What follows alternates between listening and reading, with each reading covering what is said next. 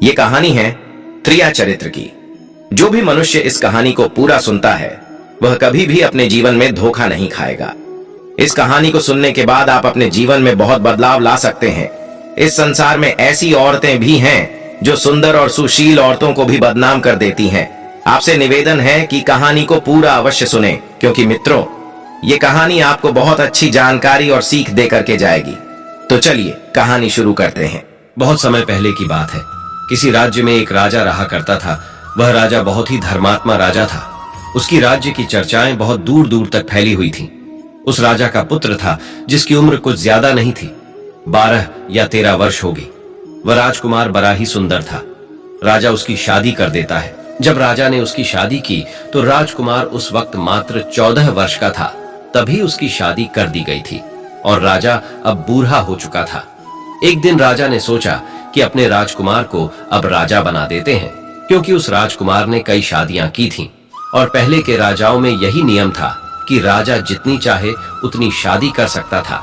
वह राजा अपने पुत्र राजकुमार को राजा बना देता है। उसकी शादी हो चुकी थी और एक नहीं बल्कि राजकुमार की 7 शादी हो चुकी थी। वह राजकुमार जो कि राजा बना था अपनी पढ़ाई लिखाई फिर भी कर रहा था। वह रोज गुरुकुल पढ़ने के लिए जाया करता था और एक दिन की बात है, जब वह राजकुमार पढ़ने के लिए विद्यालय जा रहा था तो रास्ते में उसे एक पनिहारी मिली। वह पनिहारिन भी बहुत सुंदर थी। उस पनिहारिन ने राजकुमार से पूछा कि हे राजा, आप रोज कहाँ जाते हैं? राजकुमार कहता है कि मैं रोज पढ़ने के लिए, विद्या ग्रहण करने के लिए अपने गुरु के पास जाता हूँ। तो वो कहती है, ये तो अच्छी बात है, लेकिन ये बताइए आपने त्रिया चरित्र पढ़ा है?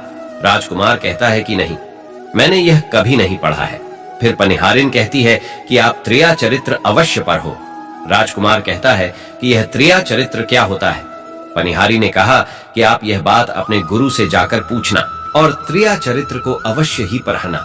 राजकुमार कहता है कि मैं आज ही जाऊंगा और अपने गुरु से जाकर पूछ लूंगा कि आपने मुझे त्रिया चरित्र क्यों नहीं पढ़ाया। इतनी बात कहने के बाद वह राजकुमार वहां से चल देता है। वो पनिहारिन की बात सुनकर वह राजकुमार गुस्से में था। उसकी आंखें लाल थीं। वो अपने गुरु के पास जाकर प्रणाम करता है। गुरुजी ने पूछा कि बेटा क्या हुआ, आज तुम क्रोध में दिखाई दे रहे हो और तुम्हारी आंखें लाल क्यों हैं? क्या बात है, मुझे बताओ। राजकुमार ने क्रोध में जवाब दिया कि गुरुदेव, आपने मुझे त्रिया चरित्र क्यों नहीं पढ़ाया? यह बात आपने क्यों छुपाई?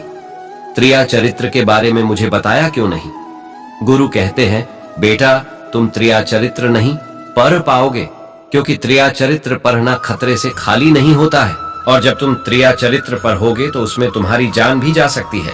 राजकुमार कहता है कि गुरुदेव, आप इसकी चिंता न करें, अपनी रक्षा हम स्वयं कर लेंगे। आप केवल मुझे त्रिया चरित्र पढ़ाइए। गुरुदेव कहते हैं कि ठीक है, अब तुमने हट कर ही ली तो अब हम तुम्हें त्रिया चरित्र पढ़ाते हैं। त्रिया चरित्र पढ़ते पढ़ते राजकुमार को 1 साल हो गए और जब 1 वर्ष हो गया तो गुरु ने कहा कि बेटा, अब तुम्हारी पढ़ाई पूरी हो चुकी है। अब तुम घर जा सकते हो और आराम से अपने राज्य को चला सकते हो। अब तुम्हें यहाँ आने की कोई आवश्यकता नहीं है। राजकुमार कहता है, ठीक है गुरुदेव। राजकुमार जैसे ही जाने को होता है, गुरुदेव उसे रोक लेते हैं और कहते हैं, बेटा मैं तुम्हें एक ऐसा यंत्र देता हूं, या जब तुम इसे अपने कानों में लगाओगे तो कोई भी तुम्हें पहचान नहीं पाएगा और तुम उसे पहचान लोगे। राजकुमार वह यंत्र अपने हाथों में ले लेता है और गुरु ने कहा, तुम इस यंत्र को ले जाओ और रात के 12 बजे आज ही के रात में अपने महल से निकल करके जंगल की तरफ जाना और पूर्व दिशा की ओर जाना। और जब तुम पूर्व दिशा की ओर जाओ तो ये यंत्र अपने कानों में लगा लेना और वहीं पर खड़ा हो जाना। वो राजकुमार कहता है कि ठीक है, ऐसा ही करूंगा। फिर राजकुमार गुरुकुल से महल की ओर चल देता है और जब रात के 12 बज जाते हैं और उस राजकुमार की 7 पत्नियां सो जाती हैं, तब आधी रात के समय वह राजकुमार अपने हाथों में यंत्र लेकर महल से जंगल की तरफ चल देता है। राजा जंगल में पूर्व दिशा की ओर जाता है और वहां जाकर अपने कानों में यंत्र लगा लेता है और वहीं पर खड़ा हो जाता है। तो उसने क्या देखा कि वही पनिहारिन जो मुझे रास्ते में मिली थी, वही पनिहारिन एक थाली में खाना लेकर जंगल को जा रही है। वहां थोड़ी ही दूरी पर एक संत अपनी कुटिया में रहते थे। वह पनिहारिन संत के पास खाना लेकर जा रही थी। राजा ने देखा कि ये तो वही पनिहारिन है जिसने मुझसे कहा था कि त्रिया चरित्र की पढ़ाई पर हो। लेकिन पनिहारिन उस राजा को नहीं पहचान पाई, क्योंकि राजा के कानों में यंत्र लगा हुआ था। यंत्र लगने की वजह से राजा किसी को भी पहचान सकता था। राजा ने अपने मन में सोचा कि चलो उसके पीछे चलते हैं कि ये आधी रात को भोजन लेकर संत कुटिया की तरफ क्यों जा रही है, इसका क्या कारण है। वह राजा भी उसके पीछे पीछे छुपता हुआ चल दिया। अब वह पनिहारिन उस कुटिया में उस बाबा के वहां पहुंचती है। उस बाबा के पास जादू की पोटली थी और वो बाबा जादूगर था। राजा पीछे पीछे गया और वह छुप करके देख रहा था कि वह पनिहारिन औरत को बाबा क्या करेंगे। बाबा ने पनिहारिन से कहा, अरे पनिहारिन, पहले तो मुझे ये बता कि आज आने में इतनी देर कैसे लग गई। हाथ जोड़कर पनिहारिन कहने लगी कि महात्मा जी, मेरा विवाह हो चुका है और मेरे पति मुझे ले जाने के लिए आए हैं। हमें लेकर कल चले जाएंगे, इसीलिए हमें उन्हें सुलझाने में थोड़ी देर लग गई और यहाँ आने में भी देर हो गई। जब यह बात साधु ने सुनी कि इसका विवाह हो चुका है और इसका पति इसे लेने आया है, तो साधु कहता है कि पनिहारिन, इसका मतलब है कि तुम अपने पति के साथ जाना चाहती हो, तो हमारे पास क्यों आई हो। पनिहारिन कहती है कि मैं आपके बिना नहीं रह सकती हूँ, मैं आपके बिना नहीं जी सकती हूँ। तो साधु कहता है कि हे पनिहारिन, इसके लिए तुम्हें एक काम करना होगा। साधु एक बड़ा सा चाकू निकलता है और पनिहारिन से कहता है कि हे पनिहारिन, जाओ अपने पति के गर्दन काटकर यहाँ लेकर आ जाओ। अपने उस पति को मार दो जो हमारे और तुम्हारे बीच में दरार बन रहा है, तब मैं तुम्हें रख लूंगा, तुमसे विवाह करूंगा, तुम्हें अपनी पत्नी बनाऊंगा। बिना कुछ सोचे समझे वो चाकू को ले लेती है और दौड़ते हुए अपने घर जाती है और उसका पति सो रहा था। वहां जाकर अपने पति की गर्दन काट देती है और उसकी गर्दन को लेकर साधु के पास आती है और जो राजकुमार थे उसके पीछे पीछे उसका सारा कारनामा देख रहे थे। जब साधु ने देखा कि अपने पति को मार करके उसकी गर्दन यहाँ लेकर आई है, साधु को बहुत गुस्सा आया और उसने उसे लात मारी और कहा, भाग जाओ यहाँ से। जब तू अपने पति की नहीं हो सकी, जिसके साथ तूने 7 फेरे लिए, तो तू मेरी क्या होगी। जल्दी भाग जाओ यहाँ से। अगर तुम मेरे पास दोबारा आई तो मैं तुझे जीवित नहीं छोड़ूंगा। साधु की यह बात सुनकर उस पनिहारिन को ऐसा लगा जैसे उसके पैरों तले जमीन खिसक गई हो। फिर भी अपने पति की कटी हुई गर्दन घर लेकर के आई और उसकी गर्दन जोड़ देती है और वहीं बैठ जाती है। और इधर जैसे ही सवेरा हुआ, अपने पति के पास बैठकर रोने लगती है और चिल्लाने लगती है। कहती है, देखो देखो, किसी ने मेरे पति की हत्या कर दी। लेकिन रात में उस पनिहारिन का सारा कारनामा राजकुमार देख चुका था। इधर सारे गांव वाले पनिहारिन के घर चले जाते हैं और उसके पति की लाश को लेकर गांव के बाहर जाते हैं उसका दाह संस्कार करने के लिए। और वो पनिहारिन भी पीछे से भागती हुई रोती हुई चली जा रही थी और उधर राजकुमार भी जा रहे थे जो कि अपने राज्य के राजा बन चुके थे। पनिहारिन भागती हुई चिल्लाती हुई पहुंची और कहने लगी, मैं सती बनूंगी, क्योंकि अगर जब मेरे पति ही नहीं रहे तो ऐसे जीवन का क्या फायदा। मैं इन्हीं के साथ सती हो जाऊंगी। राजा को उसकी बातें सुनकर हंसी आ जाती है और राजा कहता है, त्रिया चरित्र जाने ना कोई और खसम मेरी के हुए सती। राजकुमार की यह बात और कोई तो नहीं समझ पाया, लेकिन वह पनिहारिन समझ जाती है। कहती है कि राजा साहब, आप हमारे ऊपर यह बात कह रहे हैं, लेकिन चलिए कोई बात नहीं, मैं सती हो जाऊंगी। लेकिन पनिहारिन जाते जाते कहती है, मैं तुम्हें एक बात बताती हूं। राजकुमार कहता है, क्या बताओ। पनिहारिन कहती है कि राजा साहब, आप जब चटाई पर बैठें तो उस चटाई को झाड़ कर बैठना। राजा कहता है कि यह पनिहारिन क्या कह रही है, मैं तो राजा हूं, मुझे चटाई पर बैठने की क्या आवश्यकता है। पनिहारिन कहती है कि नहीं, जब भी तुम्हें कोई नौबत आए चटाई पर बैठने की, तो तुम चटाई को झाड़ कर बैठना। राजकुमार कहता है कि चलो ठीक है, अगर तुम कह रही हो तो मैं ऐसा ही करूंगा। और कहने के बाद वह अपने पति के साथ सती हो जाती है और राजकुमार उनका अंतिम संस्कार करवाकर अपने घर को आ जाते हैं। इसी तरीके से पूरा दिन व्यतीत हुआ और उधर जब दूसरी रात आई, अपने गुरु के कहने के अनुसार वही यंत्र कान में लगाया और पूर्व दिशा की ओर उसी स्थान पर जाकर खड़ा हो गया जहां पर पिछली रात खड़ा हुआ था। दूसरी रात को राजकुमार ने क्या देखा, उसकी 7 पत्नियां भोजन की थाली अपने अपने हाथों में लेकर उसी साधु की कुटिया की तरफ जा रही हैं। जैसे ही राजा ने अपनी 7 पत्नियों को उस साधु की कुटिया की तरफ जाते हुए देखा, राजकुमार के पैरों तले जमीन खिसक गई। वह अपने मन में सोचने लगा कि ये क्या चक्कर है। तभी उनमें से एक रानी राजकुमार को देख लेती है, लेकिन रानियों ने अपने पति राजकुमार को नहीं पहचान पाई, क्योंकि राजकुमार अपने कानों में यंत्र लगाए हुए थे। वह यंत्र लगाने की वजह से राजा को कोई पहचान नहीं पाता था। उनमें से एक रानी कहती है कि ए लड़के, इतनी रात को यहाँ क्यों खड़ा है? हमारी थाली लेकर के उस कुटिया तक पहुंचा। बिना कुछ सोचे समझे राजकुमार ने वह थाली अपने हाथों में ले ली और अपनी रानियों के साथ कुटिया तक जाने लगा। जब सातों रानियां और राजकुमार उस साधु की कुटिया में पहुंचते हैं और राजकुमार कुछ भी नहीं बोल रहा था, क्योंकि राजकुमार देखना चाहता था कि हमारे प्यार में ऐसी क्या कमी है जो हमारी सातों रानियां इस साधु के पास आती है, और इस साधु के पास ऐसा क्या है जो हमारी सातों रानी अभी यहाँ आ रही है। वह राजकुमार छुप करके सब जानना चाहता था। इधर जब वह सातों रानियां राजकुमार को लेकर साधु के पास पहुंची तो महात्मा राजकुमार को देखकर कहता है कि ये कौन है? तो सातों रानियां कहती हैं कि महात्मा जी, यह बालक हमें रास्ते में मिला, इसने हमारी सहायता की तो हम इसे अपने साथ लेकर आ गए। रानी कहती हैं कि एक काम करते हैं, इसे आज रात यहीं रहने देते हैं, कल सुबह होते ही यह चला जाएगा। वो साधु उनकी बातों को मान लेता है। वह साधु अपने एक शिष्य को बुलाता है और उससे कहता है कि आज रात के लिए इस बालक की रुकने की व्यवस्था कर दो।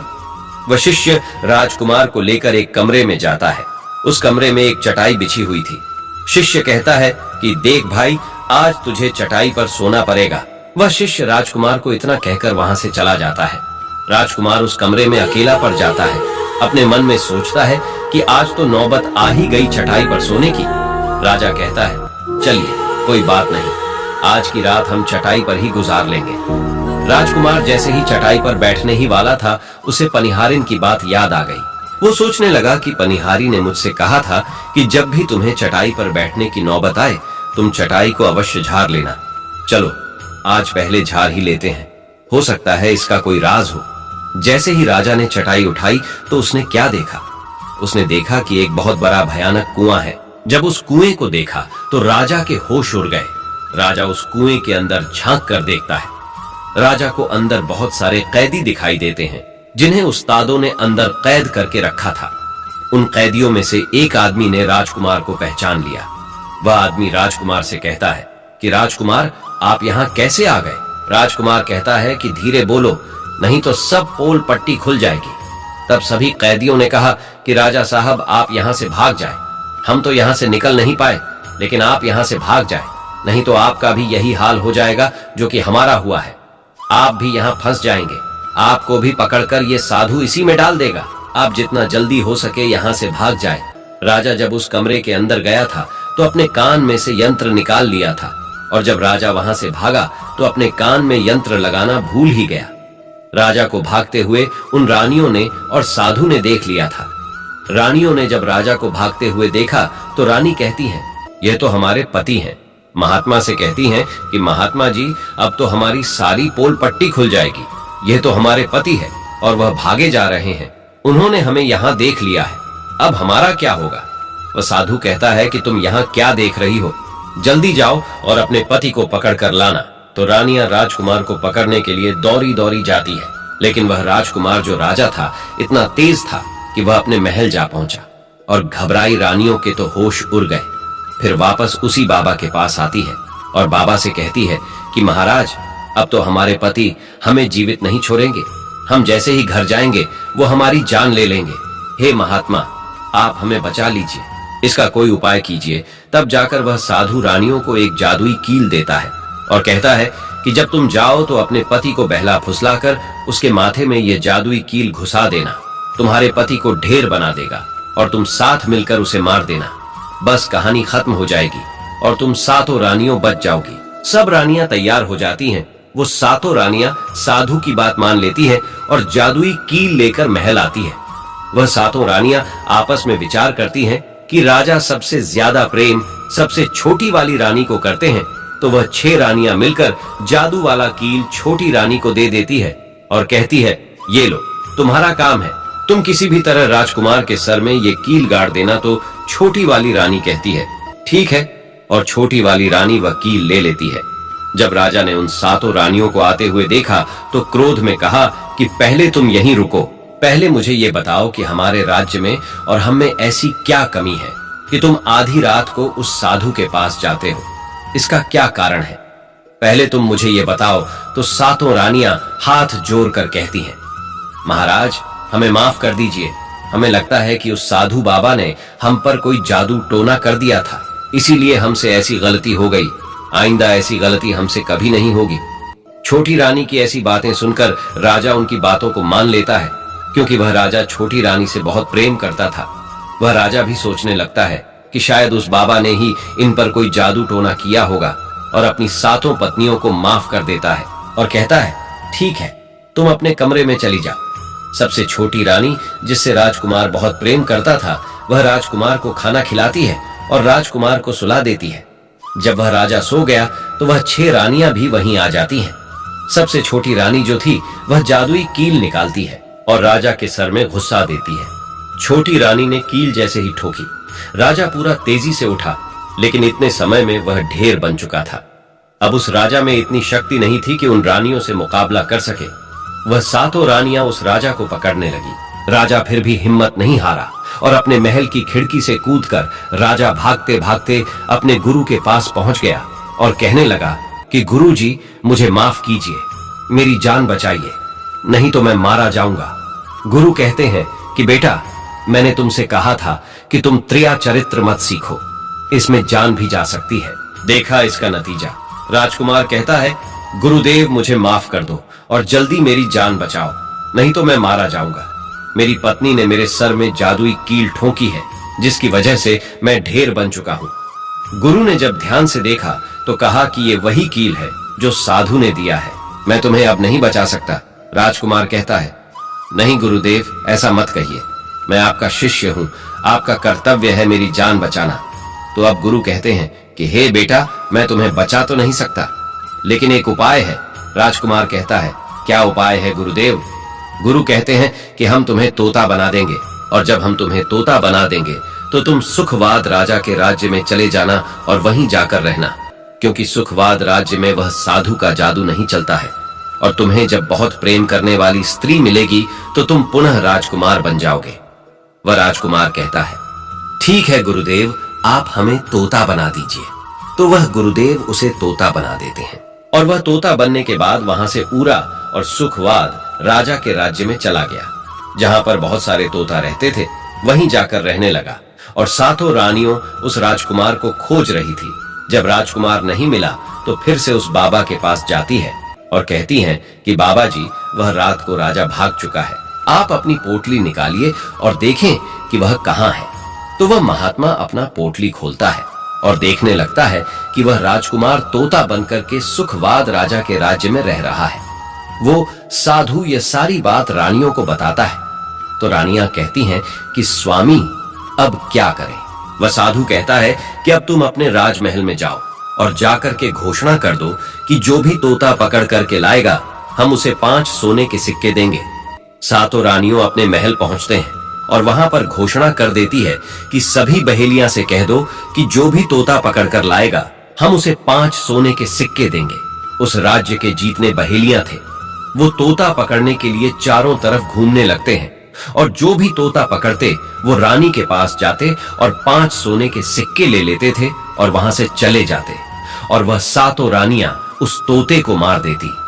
ऐसे ही धीरे धीरे बहुत समय निकल गया, और वो राजकुमार जो तोता बनकर जहां गया था, वहां सारे तोताओं से बहुत अच्छी अच्छी बातें करता था, उन्हें बहुत ज्ञान की बातें बताता था। तो सारे तोता को लगा कि यह तोता तो बहुत समझदार है, ये तोता तो बहुत अच्छी अच्छी बातें करता है, इसे हम अपना राजा बना लेते हैं। और सभी तोता मिलकर उसे राजा बना लेते हैं। राजकुमार सभी तोतों का राजा बन जाता है और वहीं छुप कर रहने लगता है। एक बहेलिया तोता पकड़ते पकड़ते सुखवाद राजा के राज में पहुंच जाता है, और वह उसी पैर के पास पहुंच जाता है जहां पर वह राजकुमार तोता बनकर छुप कर रहता था। जब उस बहेलिये ने इतने सारे तोते को देखा तो अपने मन में सोचा कि अगर हम इतने सारे तोते पकड़कर रानी के पास ले जाएंगे तो हमें बहुत सारी सोने के सिक्के मिल जाएंगे। लेकिन वह बहेलिया सोचता है कि हम इतने सारे तोतों को पकड़ेंगे कैसे। तो जैसे ही सुबह हुई, उस पैर से सारे तोता उड़कर दाना पानी के लिए बाहर चले जाते हैं, और इधर बहेलिया चाकू से पैर पर चारों तरफ कट लगा देता है। जिससे कि पैर से बहुत सारे गोंद निकल जाते हैं। पैर के चारों तरफ ही गोंद हो जाते हैं। जो लोग गोंद के बारे में नहीं जानते, मैं उन्हें बता दूं कि हर पैर पर एक प्राकृतिक गोंद निकलता है जिससे हम कुछ भी चिपका सकते हैं। तो दोस्तों, अब बहेलिया सोचता है कि जब भी वह सारे तोते आएंगे, इस पैर पर बैठेंगे, वह सभी इस पैर में चिपक जाएंगे और मैं आसानी से उन्हें लेकर चला जाऊंगा। बहेलिया वहीं छिप करके देखने लगा और जब शाम हुई, सारे तोता वापस आए और वह तोता जैसे ही पैर पर बैठे, सभी का पैर उस गोंद में चिपक गया, क्योंकि पूरे पैर में गोंद ही गोंद लगा हुआ था। अब तो सारे तोते परेशान हो गए। उनमें राजकुमार, जो अभी तोता बना हुआ था, वह भी चिपक गया था। सारे तोते राजकुमार से कहते हैं, क्योंकि सारे तोते राजकुमार को अपना गुरु मानते थे, कि आप कुछ भी सोचो, हम सबको बाहर निकालो, नहीं तो सुबह तक बहेलिया आएगा और हमें पकड़ कर लेकर चला जाएगा। वह राजकुमार कहता है कि तुम बिल्कुल चिंता ना करो, जब सुबह वह बहेलिया आएगा तो तुम सभी ऐसा करना कि उस बहेलिया को लगे कि सारे तोते मर चुके हैं, और जब सभी तोते को पैर से छुड़ाकर नीचे फेंक दें तो सभी उड़कर भाग जाना। सभी तोता कहते हैं, ठीक है गुरुदेव। सुबह हुई। जैसे ही बहेलिया पैर के पास पहुंचा, सभी तोता ऐसे लटके हुए थे जैसे कि वह सभी मरे हुए हैं। जब बहेलिया तोतों को देखा तो सोचा कि अरे, ये क्या हो गया? ये तो सभी मर गए। अब हमें सोने के सिक्के कैसे मिलेंगे? फिर बहेलिया ने सोचा कि चलो अब इन्हें छुरा देते हैं। बहेलिया पैर पर चढ़ा और उनको छुरा कर नीचे फेंकने लगा। बहेलिया ने सभी तोते को छुरा कर नीचे फेंक दिया, लेकिन जो राजकुमार था, जो तोता बना हुआ था, वह वहीं पर रह गया और नीचे जितने भी तोते थे वो सभी उड़कर भाग गए। बहेलिया ने सोचा, अरे ये क्या हुआ? इस पर सिर्फ एक ही तोता है जो कि मरा लटका हुआ है, और जितने तोते को मैंने छुरा कर नीचे फेंके वह सभी उड़कर भाग गए। बहेलिया ने सोचा, इसका मतलब ये सारे तोता ने मिलकर मेरे साथ धोखा किया है। अब वह राजकुमार जो था, जो तोता बना हुआ था, वही सिर्फ पैर पर लटका हुआ था। वो बहेलिया कहता है कि यह सब तुम्हारी चाल है। चलो अब मैं तुम्हें लेकर जाऊंगा और रानी के हाथ बेच दूंगा और मुझे 5 सोने के सिक्के मिल जाएंगे। और इधर वो बहेलिया उस तोता को बेचने के लिए रानी के पास जाने लगता है। रास्ते में वह तोता कहता है, जो कि राजकुमार था, वह बहेलिया से कहता है कि तुम मुझे कहां ले जा रहे हो? तो वह बहेलिया कहता है, मैं तुम्हें बेचने के लिए रानी के पास ले जा रहा हूं। अगर मैं तुम्हें वहां बेच दूंगा तो मुझे 5 सोने के सिक्के मिलेंगे। वह राजकुमार कहता है कि मैं अगर तुम्हें 50,000 सोने के सिक्के दिलाऊं तो क्या तुम मुझे नहीं बेचोगे? बहेलिया कहता है, तुम मुझे 50,000 सोने के सिक्के कैसे दिलाएगा? तोता कहता है कि राजा सुखवाद के यहाँ एक बहुत बड़ा मेला लगता है, तुम मुझे वहीं बेचो, मूल में स्वयं बताऊंगा। बहेलिया उस तोते की बात मान लेता है और रानी के पास बेचने की जगह राजा के राज्य के मेले में तोता को बेचने चला जाता है। और राजा के राज्य में यह नियम था, अगर किसी व्यक्ति का सामान शाम तक नहीं बिके तो वह राजा स्वयं आकर उसे खरीद लेता था। बहेलिया उस तोते को लेकर बाजार में पहुंचा हुआ था। जब कोई व्यक्ति उस तोते को खरीदने आता तो वह पूछता कि यह कितने का है? तो वह बहेलिया कहता है कि तोता अपना दाम स्वयं बताएगा। तो वह तोता अपना दाम इतना बता देता कि कोई भी व्यक्ति उसे खरीद ही नहीं पाता। ऐसे ही करते करते शाम हो गई और अब सभी अपने अपने दुकान लेकर चले गए। सभी का दुकान उजड़ गया था, बस एक बहेलिया और एक तोता ही रह गए थे। इधर राजा ने अपने सिपाहियों को आदेश दिया कि जाओ देख कर आओ, किसी का सामान तो नहीं रह गया है। जब राजा के सिपाही आए तो उन्होंने देखा कि एक बहेलिया तोता को लेकर बैठा हुआ है। सिपाही बहेलिया से कहते हैं कि हे बहेलिया, तुम्हारा तोता क्यों नहीं बिका? तुम इसे कितने में बेच रहे हो? तो तोता कहता है कि जो इन्हें 50,000 सोने के सिक्के देगा वही मुझे खरीद पाएगा। उस तोते की बात सुनकर वह सिपाही आश्चर्य में पड़ जाते हैं और सोचते हैं, अरे ये तोता तो अपना अमूल्य स्वयं बताता है। तब सिपाही राजा के पास जाते हैं और राजा को सारी बात बताते हैं और कहते हैं, एक बहेलिया एक तोता लेकर बैठा हुआ है, लेकिन वह तोता अपना अमूल्य स्वयं ही बताता है। वह इतना महंगा बताता है, शायद इसीलिए उसे कोई खरीद नहीं सका। राजा सिपाहियों से पूछता है कि वह अपना मूल कितना बता रहा है। तो सिपाही कहते हैं, अपना मूल्य 50,000 सोने के सिक्के बता रहा है। चलिए हम खरीदेंगे। अगर नहीं खरीदेंगे तो आपके राज्य की बदनामी होगी कि राजा के बाजार में एक तोता नहीं बिका, और इसलिए राजा अपने मंत्रियों के साथ अपने रथ पर सवार होकर बाजार में पहुंचता है। कहता है, इसका क्या मूल्य है? बहेलिया हाथ जोड़कर कहता है कि राजा साहब अपना मूल्य तोता स्वयं बताएगा। वह राजा फिर तोते से पूछा तो तोता कहता है कि राजा साहब जो इन्हें 50,000 सोने के सिक्के देगा वही मुझे खरीद पाएगा। अपने सिपाहियों से 50,000 सोने के सिक्के मंगवाता है और बहेलिया को पकड़ा देता है और तोता को लेकर अपने महल चला जाता है। वह तोता बहुत ही बुद्धिमान था क्योंकि वह राजा था। वह तोता राजा को बहुत अच्छी अच्छी बातें बताने लगा। जब राजा पर कोई खतरा आने वाला होता तभी वह तोता बता देता कि राजा साहब आप पर यह खतरा आने वाला है, और इसी तरह सब उस तोते से बहुत अधिक प्रेम करने लगते हैं। जब यह बात रानियों को पता चला कि राजा ऐसा तोता लेकर आए हैं जो कि बोलता भी है और बहुत अच्छी अच्छी बातें बताता है, तो रानियां राजा से कहती हैं, उस तोता को मेरे पास भिजवा दीजिए, हम भी उस तोता को देखना चाहते हैं, हम उस तोता से बातें करना चाहते हैं। राजा अपने मंत्रियों से कहकर वह तोता रानियों के पास भिजवा देता है। रानी उस तोते से बातें करके बहुत खुश हो जाती है। वो रानी भी तोते से बहुत प्रेम करने लगती है और कहती है कि वाह रे तोता, इसीलिए तुझे राजा साहेब ने 50,000 सोने के सिक्के देकर खरीदा है। राजा की एक पुत्री थी जो कि बड़ी सुंदर थी। रानी अपनी पुत्री से कहती है कि आज से तुम ही इस तोते का ध्यान रखोगे और कल तुम इसे अच्छे से धोकर नहला देना। वो राजकुमारी भी उस तोते से बहुत प्रेम करती है। जैसे ही सुबह हुआ, राजकुमारी उस तोते को लेकर नहलाने जाती है। राजकुमारी उसे नहला रही थी तो उसने देखा कि तोता के सिर पर कील सा कुछ लगा हुआ है। राजकुमारी उसको निकाल देती है। राजकुमारी जैसी ही कील को निकालती है, वह तोता पहले वाला एक सुंदर सा राजकुमार बन जाता है। उसे देखकर राजकुमारी घबरा जाती है। राजकुमार कहता है कि तुम घबराओ नहीं, ये कील वापस से मेरे सर में लगा दो तो मैं फिर से तोता बन जाऊंगा और इसके बारे में मैं तुम्हें रात्रि में बताऊंगा। तुरंत ही वह राजकुमारी वह कील राजकुमार के सर में लगा देती है और वह वापस से तोता बन जाता है। रात को राजकुमारी तोते को लेकर अपने कमरे में जाती है और उसके सर से कील निकाल देती है और वह तोता फिर से राजकुमार बन जाता है। वह राजकुमार अपनी सारी दास्तां उस राजकुमारी को बताता है और कहता है, माफ करना, यह दास्तां तुम किसी को बताना नहीं तो मेरी जान चली जाएगी। राजकुमारी इसके बारे में अपनी माता और पिता को भी नहीं बताती है।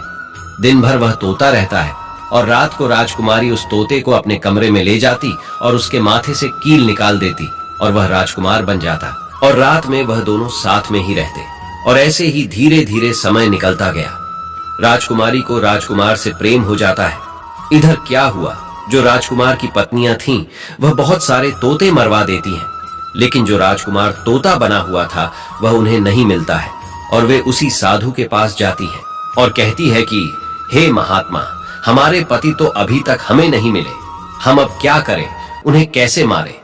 वो साधु फिर से अपनी पोटली खोलता है और देखता है कि वह राजकुमार अभी तक तोता बन के राजा के घर में रह रहा है।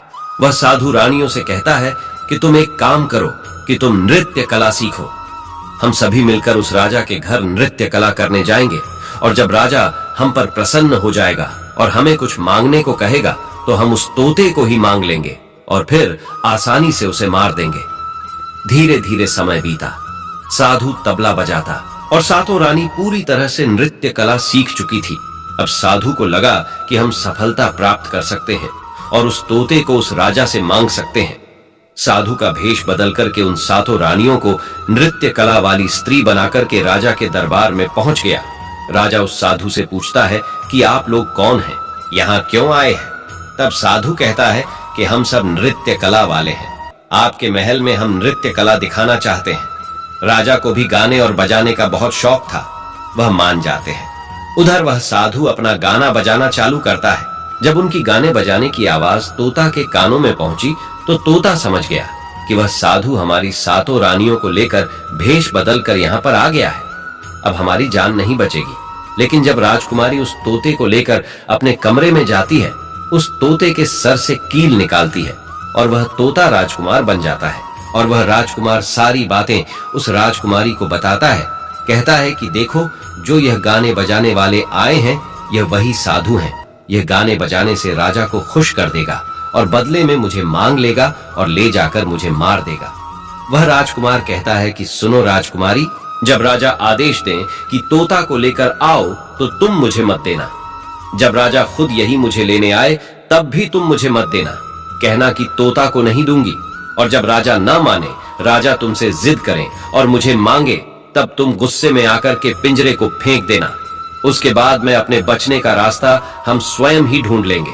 राजकुमारी कहती है कि ठीक है, और वहां गाना बजाना हुआ तो राजा प्रसन्न होकर उन्हें कहते हैं कि मांगो, क्या मांगना चाहते हो। वह साधु कहता है कि जो आपके पास तोता है, जो आप कुछ दिनों पहले ही खरीदे हैं, वह तोता आप मुझे दे दो। राजा कहता है ठीक है। राजा अपने मंत्री को आदेश देता है कि जाओ उस तोते को लेकर आओ। मंत्री राजकुमारी के पास पहुंचता है और कहता है कि यह तोता मुझे दे दो। राजकुमारी कहती है नहीं दूंगी। मंत्री कहता है कि देखिए, आप जिद मत कीजिए। राजकुमारी कहती है कि तुम जाओ और मेरे पिताजी को यहां भेज दो, वह आकर इसे ले जाएंगे। मंत्री राजा को जाकर सारी बात बताता है। राजा स्वयं आता है उस तोते को लेने के लिए। वह राजा जाकर कहता है कि बेटे, यह तोता मुझे दे दो, यह नृत्य कला वाले को देना है जो यहाँ गाना बजाना किए हैं, यह उन्हें देना है। तो राजकुमारी कहती हैं कि पिताजी, यह तोता मैं नहीं दूंगी। क्रोध में आकर राजा कहने लगा कि बेटी, कैसी बातें कर रही हो, इसे देने का मैंने वादा किया है। जब राजकुमारी ने राजा को क्रोध में देखा तो राजकुमारी को भी गुस्सा आ गया और राजकुमारी गुस्से में पिंजरे को जमीन पर फेंक देती है। वह पिंजरा जैसे ही जमीन पर गिरा वह टूट गया और तोता जो था वो चावल का दाना बन गया। और जैसे ही साधु को ये बात पता चली, साधु भी तुरंत कबूतर बन जाता है और उस दाने को कबूतर झुकने लगता है। उसमें से जो एक दाना था, बस वही राजकुमार था। जैसे ही वह दाना कबूतर झुकने वाला होता है, राजकुमार बाज बन जाता है और एकदम से कबूतर पर झपटता है और उसे मार देता है। इस तरह से उस साधु की मृत्यु हो जाती है। राजा यह सब देखकर आश्चर्यचकित हो जाता है। उस कबूतर को मारकर फिर से तोता बन जाता है और जो राजकुमारी थी उस तोते से कील निकाल देती है और वह फिर से पहले जैसा राजकुमार बन जाता है। वह राजकुमारी अपने पिता को सारी बात बता देती है। वह राजकुमार कहता है कि देखिए राजा साहब, मैं भी एक राजा हूँ और मैं आपकी बेटी से प्रेम करता हूँ और मैं उनसे शादी करना चाहता हूँ। वह राजा अपनी पुत्री से पूछता है कि बेटी, क्या तुम इससे शादी करना चाहती हो? तो राजकुमारी कहती हैं कि पिताजी, मैं इनसे प्रेम करती हूँ। और फिर राजकुमार उस राजा की पुत्री से विवाह करके अपने महल जाता है और जो उनके 7 पत्नियां थीं उनको पकड़कर बंदी गृह में बंद करवा देता है और राजकुमार खुशी खुशी उस राजकुमारी के साथ रहने लगता है। दोस्तों, जब कोई स्त्री कभी कभी किसी परिस्थिति में चतुराई या चालाकी दिखाती है या दूसरों को बेवकूफ मानते हुए कोई अभिनय, ढोंग या पाखंड करती है, तो इसे ही त्रिया चरित्र कहते हैं, जिसे पढ़ने के बाद राजा को अपनी जान बचाने के लिए क्या क्या नहीं करना पड़ा। क्योंकि राजा को स्त्री के त्रिया चरित्र की पूरी जानकारी हो चुकी थी कि कैसे जब एक स्त्री को अपना स्वार्थ दिखने लगता है तो वह अपने लोगों को भी बेवकूफ बनाकर अपना स्वार्थ को पूरा करती है और उसके साथ रहने वाले लोगों को इसके बारे में भनक तक नहीं लगता कि यह स्त्री त्रिया चरित्र की खेल कर रही है। दोस्तों, आज के टाइम में हर दूसरा लोग त्रिया चरित्र कर रहा है जिसके अंदर थोड़ा सा भी स्वार्थ है। इसलिए दोस्तों, जो आपके दिल के करीब है उसके बारे में आप पूरी जानकारी रखिए कि उसके अंदर खुद को लेकर कोई स्वार्थ तो नहीं छुपा है, और अगर ऐसा है तो आप उनसे थोड़ा दूर ही रहिए, क्योंकि ऐसे में आपको जिंदगी के हर एक कदम पर धोखा ही मिलेगा। क्योंकि एक स्वार्थी स्त्रियां अपनी स्वार्थ के लिए जिंदगी में कुछ भी कर सकती हैं। तो दोस्तों, आपको ये वीडियो कैसी लगी कमेंट करके जरूर बताएं। वीडियो पसंद आई हो तो लाइक करें, चैनल को सब्सक्राइब करें, अपने ऐसे दोस्तों के साथ शेयर जरूर करें जिसे त्रिया चरित्र के बारे में पता ना हो। और दोस्तों, सच्ची श्रद्धा से कमेंट में जरूर लिखें जय श्री राम, जय हनुमान, साथ ही देवों के देव हर हर महादेव सदैव आप पर अपनी कृपा बनाए रखे। प्रिय मित्रों, वीडियो को अंत तक देखने के लिए धन्यवाद। जय श्री राम।